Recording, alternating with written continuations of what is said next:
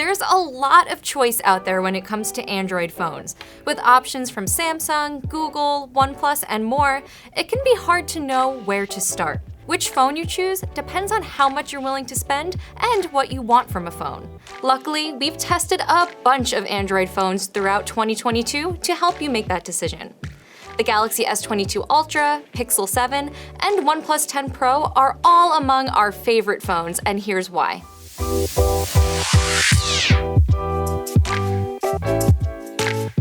The Galaxy S22 Ultra is our favorite top-of-the-line Android phone. Usually priced at $1,200, it's one of the most expensive phones on this list, but for good reason. It has a bright 6.8-inch screen and an S Pen stylus you can store inside the phone, just like on Samsung's previous Galaxy Note devices. But what really makes the S22 Ultra shine is its camera. All of Samsung's Galaxy S22 devices capture better night mode photos, but the Ultra is the only one with a 100x digital zoom. Those super close shots may not be the sharpest, but the S22 Ultra has an incredible range for those who love taking photos from a distance.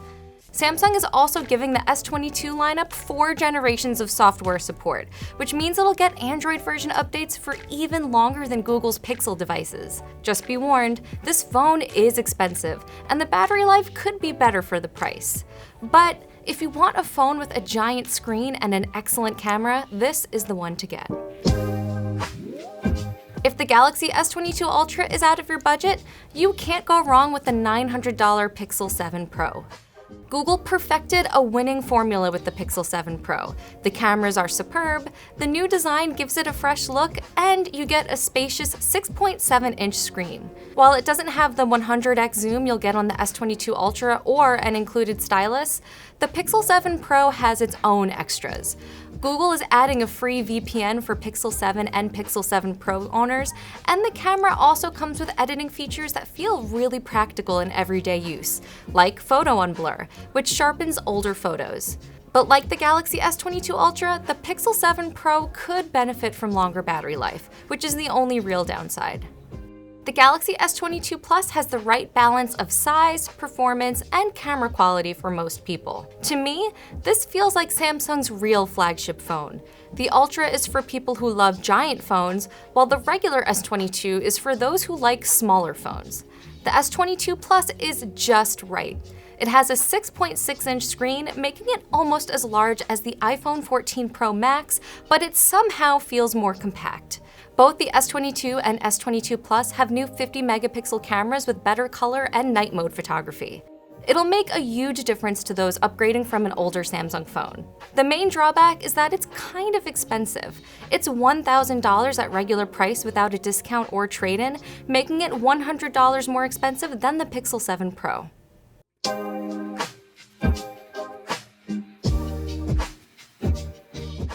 The Pixel 7 is one of the best phones out there for the price. At $600, it's hundreds of dollars less than many other options on this list. It's the right choice if you really want a relatively basic experience that doesn't have all of the bells and whistles of a premium phone, but still has more to offer than a budget phone.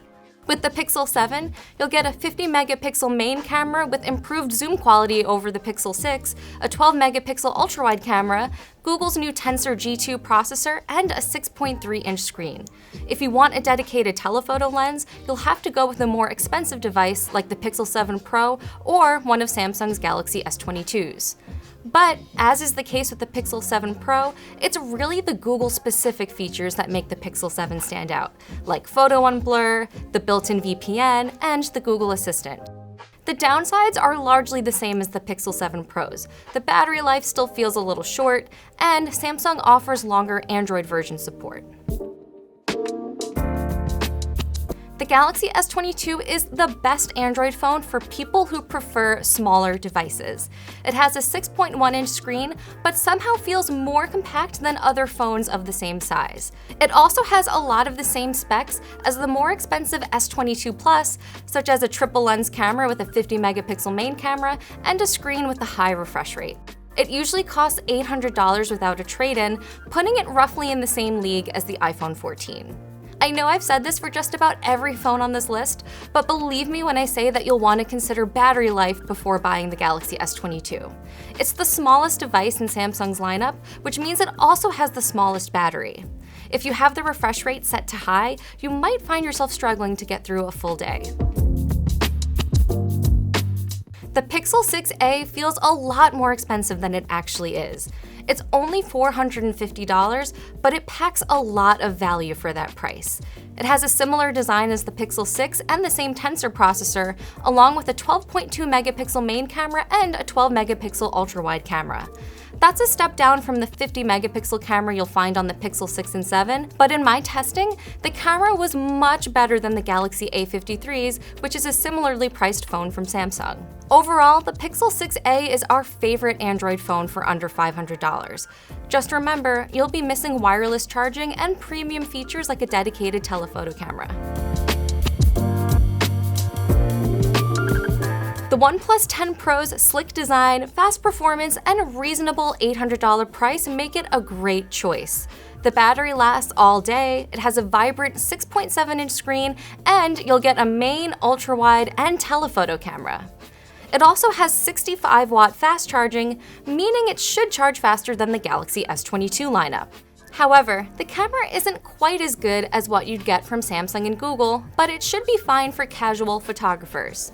Some features are also limited depending on which model you buy. For example, the water resistance rating is only available on the T-Mobile model, and US shoppers will miss out on OnePlus's 80-watt fast charging.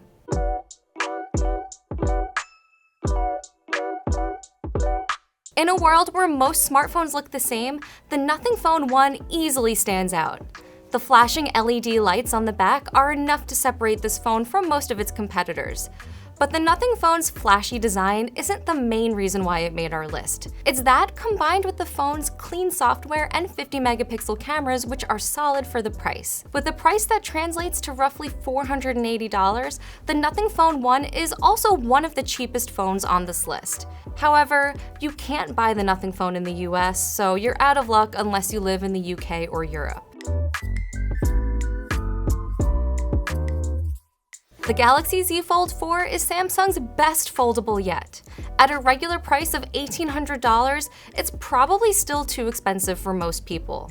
But if you want a phone that can also double as a small tablet and are willing to pay the price for it, the Z Fold 4 is the way to go. Samsung's newest Z Fold has a slightly wider cover screen, an upgraded 50 megapixel main camera, and a more durable design. There are also some new software tricks that make better use of the device's big screen, like a dock for easily accessing apps. The Galaxy Z Fold 4 is great for those who want the largest screen possible and don't mind making some compromises to get it. For example, the phone still feels thick when closed, you have to buy the S Pen separately, and there are still plenty of apps that aren't optimized for the Fold 4's screen ratio. The Galaxy Z Flip 4 is a minor improvement over Samsung's flip phone from last year. It has a newer processor, slightly longer battery life, and some new features for the cover screen. Overall, the Galaxy Z Flip offers the most polished experience of any foldable we've used yet, and it's a great choice if you want a phone that can easily shrink down to fit in your pocket. That said, there are still some caveats to be aware of. The battery life is better than before, but it still isn't great. And the ultra-wide and selfie cameras are just average. The Sony Xperia Pro is truly for professionals, and it doesn't come cheap. It costs around $2,000, but for that price, you essentially get 3 products in one: a phone, a camera monitor, and a file transfer device. Unlike most phones, it has an HDMI connection so that it can serve as a field monitor for your professional camera.